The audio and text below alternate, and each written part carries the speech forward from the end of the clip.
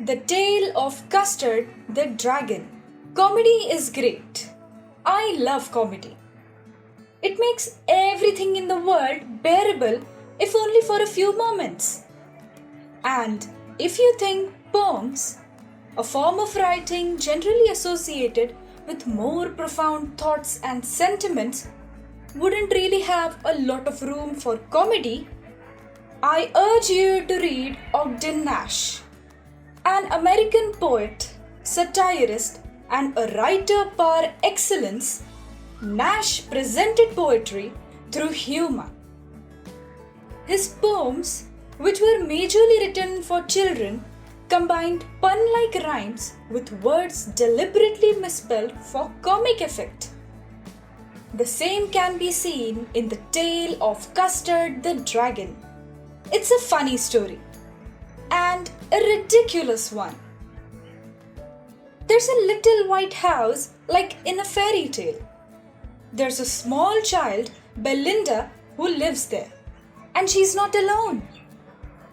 She has her red wagon, a tray where one can store one's toys, and a host of interesting pets in the wagon.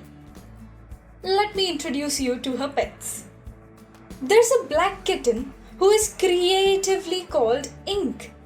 There's a grey mouse called Blink. Rhymes with ink. And they both exist peacefully in friendship. Tom and Jerry can learn something from these two. There's a yellow dog called Mustard. And there's a dragon too called Custard. All of her pets are incredibly brave. Just like Belinda herself, who combines the courage of a barrel full of bears. The cat and the mouse duo chased lions down the stairs. And the dog was as fierce as an enraged tiger. And the dragon? Well, the dragon had big sharp teeth and scary spikes and scales.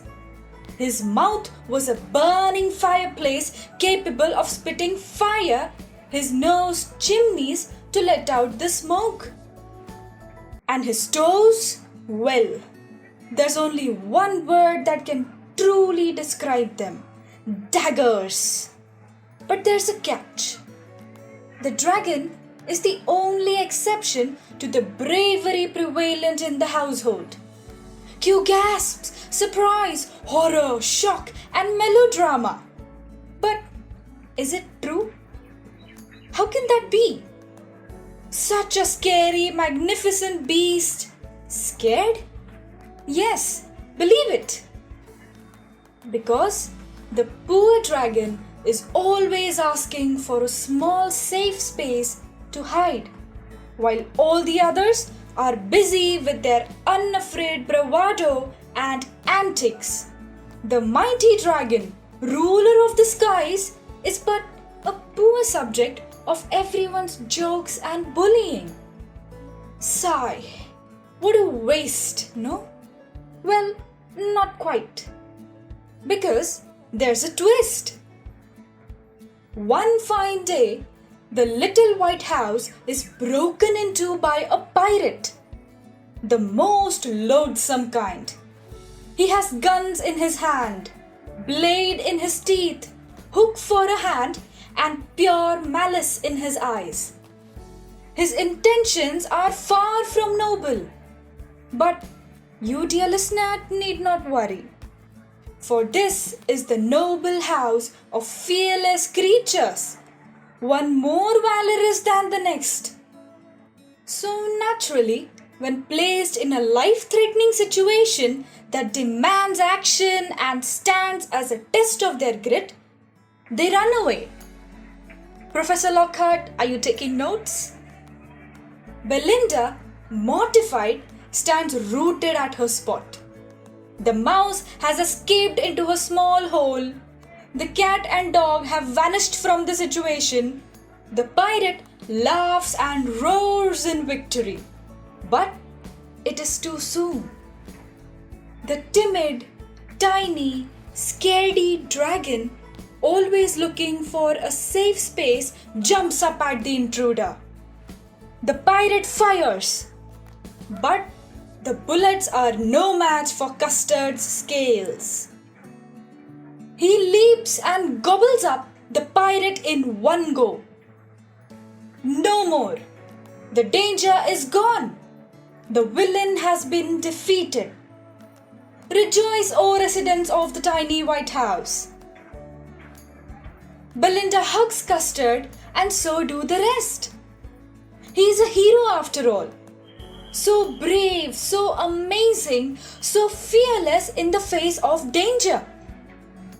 But then the dog takes a step back and says, if it weren't for my nerves, I could have been twice as brave. And Cat and the Mouse look at him and go, you know what? Had it not been for momentary fear, we would have been thrice as brave. And so begins the chest thumping once again. And Custard, the poor dragon, being as innocent as he is, agrees. After all, he says, they are indeed braver than him. And so, the little white house goes back to its normal ways. The loud proclamations of valor by completely undeserving people. And Custard, the dragon, our hero, once again seeking a soft little comfortable safe space. What is Nash trying to say in this story? The main theme of Nash's poem is appearance versus reality. The cat, mouse and dog appear as courageous, but in moment of need, they reveal their real cowardice. As opposed to them, the ugly and formidable dragon, who is in reality dangerous of them all, appears as a coward creature. But when the time comes and he is needed, he lives up to the mantle and saves everyone. Appearance can be deceiving. One might look powerful or intelligent or smart.